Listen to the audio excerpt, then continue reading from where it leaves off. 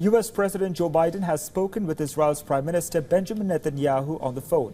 The White House has said Biden and Netanyahu renewed talks designed to secure the release of some of the Israeli hostages, coupled with an immediate ceasefire in the Gaza Strip.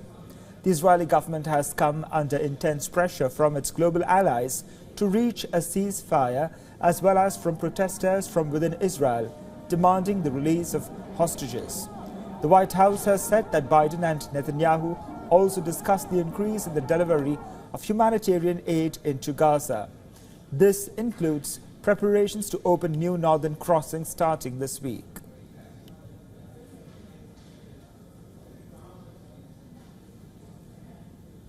This comes as the U.S. Central Command and the Royal Jordanian Air Force conducted a combined humanitarian assistance airdrop into northern Gaza. According to CENTCOM, the U.S. C-130s dropped over 25,000 ready-to-eat meals in northern Gaza. Additionally, more than 13,000 meal equivalents of Jordanian food supplies were delivered. Meanwhile, World Central Kitchen said it would resume operations in the Gaza Strip today.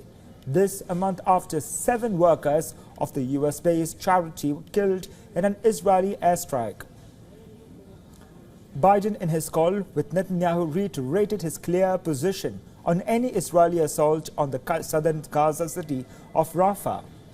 Netanyahu has vowed to send troops into Rafah, where more than 1.5 million civilians have taken refuge. This comes as Israeli airstrikes on 3 houses in the southern Gaza city of Rafah killed 13 people and wounded many others. Hamas media outlets put the death toll at 15.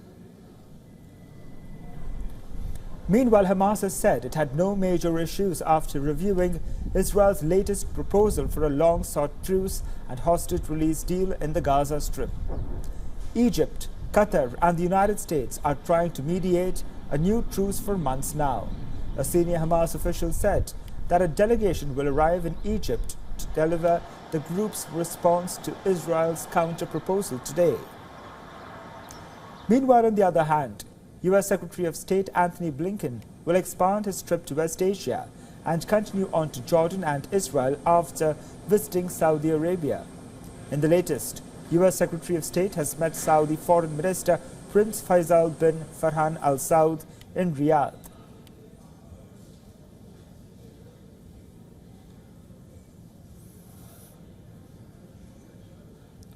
State Department says that Blinken will work on ceasefire efforts, but added that it is Hamas that is standing between Palestinian people and a ceasefire.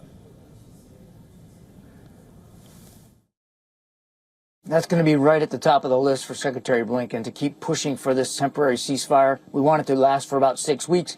It would allow for all those hostages to get out, and of course to allow for easier aid access to places in Gaza, particularly up in the north. For all the latest news, download the WION app and subscribe to our YouTube channel.